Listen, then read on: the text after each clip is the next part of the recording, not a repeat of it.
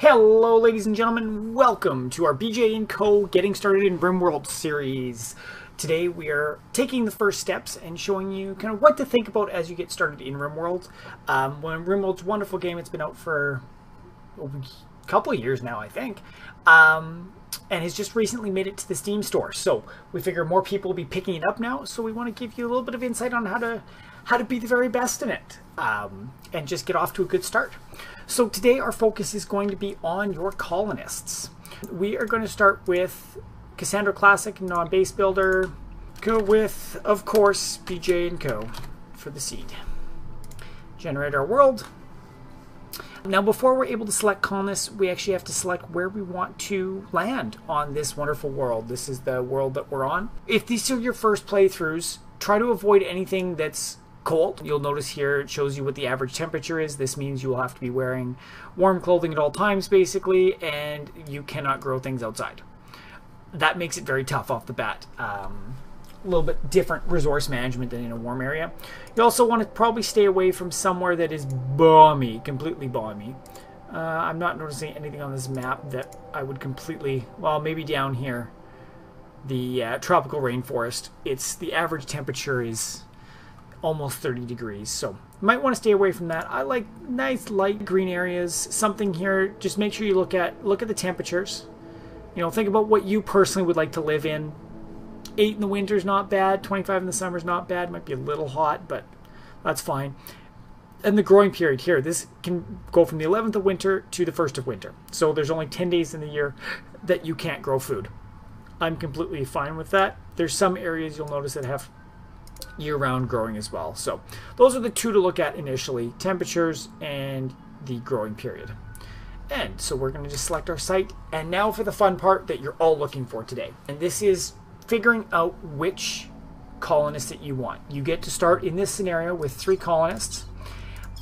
And this selection is super important. You don't necessarily want to end up with somebody that is completely unable to do any skilled or any non-skilled labor or any research and is basically completely useless to the colony. So we want to show you what will make it easiest for you off the bat. The things we'll be looking at are the skills here. There's shooting and melee, which has to do with their hunting ability and their fighting ability with ranged weapons and their close combat weapons. There's also social, which is used for negotiations and just chatting within the colony. Animal handling, which is taming, training, and managing your animals that you have. Medicine is basically healing people, treating wounds. Cooking is making food, which is super important. Construction is building things. Growing is planting plants and cutting them down. Mining is, as it says, digging, mining for resources. Artistic is making crafts. Crafting is making tools and weapons and clothing. And then research is researching new technologies. You'll notice also in here that some of these have little fires beside them. If they have one fire beside it, they are interested in it. And basically they learn at 100%, which is baseline. If they don't have a fire beside it, you'll notice here that it says passion none, learning times 33. So basically they learn a third as fast as somebody that's interested in that skill. And then if we can find one here, 2 fires means a burning passion. They actually learn at 150%. The more fires you can have here, the better, because it means they'll be able to level up those skills much faster. And then you can see the range. I believe the range goes all the way up to 20 for each skill. So 0 being the lowest. A line means they cannot do this, 20 being the highest. So this is the range that you're looking at. Preferences. What are you looking at for your society? Well, across the 3 guys, I always like to suggest in this scenario, start with 2 people that are good at shooting and 1 person who's good at melee. The reason for this is that when you spawn in, there will be 2 guns, a rifle, a pistol, and then you'll also get a knife. So that way you have somebody that can use each of the weapons right off the bat, which is good, because that is your main way to defend yourself right off the bat. So here we've got shooting 12, shooting 8, melee 6, shooting 6. I'm okay with this between just the melee and shooting skills. I am completely okay with it. Then you kind of look balance of skills. What do we got? Okay, good medicine person, good social person. You know, she can do negotiations and heal people. That's good. Can do everything, it looks like. Has a passion for animals and cooking and research. That's not bad. We don't really have a constructor right now, though. Animal, social, mining. Not bad. So 2 people that can construct. So all in all, everything, our bases look covered. It's not the best in the world by far. But then let's look at kind of the other area, which is incapable of. This tells you things that people are unable to do. So this person can't cook, can't craft, and incapable of dumb labor, which is, I believe, cleaning and hauling. I kind of have an issue with that. They're going to be pretty useless. Dumb labor happens a lot, but usually, you know, it's good if you can do dumb labor or you can craft or cook, or, you know, because then you can mix it up. This person's pretty useless. Now, another thing is traits, is they learn 80% faster, but can be quite eccentric. So the threshold's increased. And good shot, that's not bad. Careful shooter. So the shooting skill goes up, but the aiming time goes up and the accuracy goes up. So not bad at all. I'd probably throw her with a pistol, just because the shooting time is a little bit lower on that. But I'm torn. I don't like the incapable of. This is a little too much incapable of for me to want to keep her right now. But let's look at the other 2 first and go. Lumi, incapable of nothing, perfect, abrasive, so can rub the wrong way on people, which can lead to poor moods. Psychopath, no empathy. That's not, honestly, it's not a bad one. So she doesn't get boosts from socializing, which is kind of unfortunate, but if there's issues that, you know, somebody being butchered, left unburied, imprisoned, sold for slavery, it doesn't really matter to her. So, not bad. Like, mood-wise, I'm okay with that. So, Lumi, with the stat lineup, incapable of nothing, traits that aren't deal-breaking for me, I will keep her. Kimmy, our doctor, incapable of hauling, incapable of mining. Psychically hypersensitive, so sensitive to psychic phenomena. I don't really like that one. Mental break thresholds higher, works faster, and threshold. I'm a little worried. Nervous and neurotic together, that threshold's getting a little high. And without being able to mine and haul, I think this would be one to switch. I'm going to randomize until I can find something I like. Good across the board. Can't fight fires, but lazy, but green thumb. I'm okay with it. I am completely okay with it. Firefighting is kind of unfortunate because you want as many people as possible to be able to fight fires when they do happen. But, you know, decent skills all around. There's lots of growth room, but medicine is strong, which is one that I always like to have on board. And construction and growing being good. I like it. I'm going to stay with this.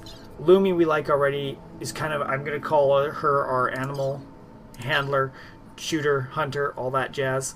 Tiny, probably put a gun on him, gun on her. This is scary. The crafting, cooking, and dumb later, I need to re-rule that one. Now let's see what else we can get. Let's see if we can get somebody that's a better. Here's one that you don't want right off the bat, is incapable of violent. It makes defending very tough because they can't shoot or melee, and they won't hunt either. So avoid those if you can. Can't do social either. Can't do dumb or skilled labor. Stay away from those. Another one that's incapable of violent. No social or medicine. I like everybody to have some sort of medicine because you hate it when your doctor actually runs into problems and then your doctor can't really fix anybody else, so it's very tough. Depressive, permanent mood effect, hard worker, prostophile. I'm going to stay with this grub. Not amazing, but the melee skills up there, can do animals and growing with a passion, has skills across the board. The mood's going to be tough, but I like a bit of a challenge. You know, permanent mood effects are tough to deal with, right? Because you have to find a way to bring them up positively. But I think some prosthetics down the line will fix that for us.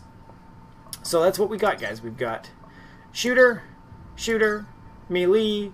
We've got a nice range of skills. Nobody's completely incapable of anything except for our firefighter, which is okay. I can live with that. It's only one thing you can't do. So that's it. That is kind of what I look for when I'm selecting my colonists. If you're looking for a challenge, definitely just hit randomize, see what you get.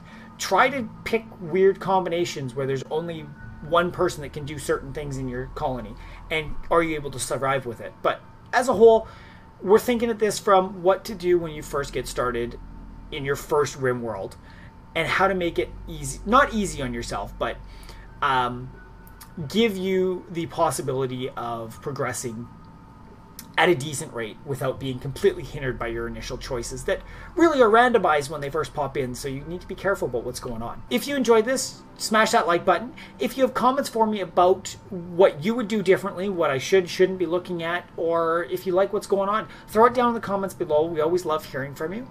And you can subscribe to the channel for updates of when our new content goes live. Also, check us out on your favorite social media: Facebook, Twitter, Twitch, Tumblr, Reddit, Vote, Instagram, Snapchat. All those fun places. We like to hang all over the place, so hit us up. We'd love to chat with you guys and bring you in as part of the community. So thank you very much for watching. Our next video, we will go over what happens when you first land on the new planet and what your priorities should be, and we'll probably be focusing on those specific priorities in each video. So we'll talk about structures, we'll talk about food, and we'll talk about defenses and power. So that's it, guys. Thank you very much for watching. We hope to see you all next time. If these are your first playthroughs, try to avoid anything that's cold. You'll notice here it shows you what the average temperature is. This means you will have to be wearing warm clothing at all times, basically, and you cannot grow things outside. That makes it very tough off the bat. A little bit different resource management than in a warm area. You also want to probably stay away from somewhere that is balmy, completely balmy. I'm not noticing anything on this map that I would completely, well, maybe down here, the tropical rainforest. It's the average temperature is almost 30 degrees. And has just recently made it to the Steam store. So we figure more people will be picking it up now. So we want to give you a little bit of insight on how to be the very best in it, and just get off to a good start. So today our focus is going to be on your colonists. We are going to start with Cassandra Classic, non-base builder. Go with, of course, BJ & Co. for the seed. Generate our world. Now, before we're able to select colonists, we actually have to select where we want to land on this wonderful world. This is the world that we're on. Hello, ladies and gentlemen. Welcome to our BJ & Co. Getting Started in Rimworld series. Today we are taking the first steps and showing you kind of what to think about as you get started in Rimworld. Rimworld's a wonderful game. It's been out for a couple of years now, I think.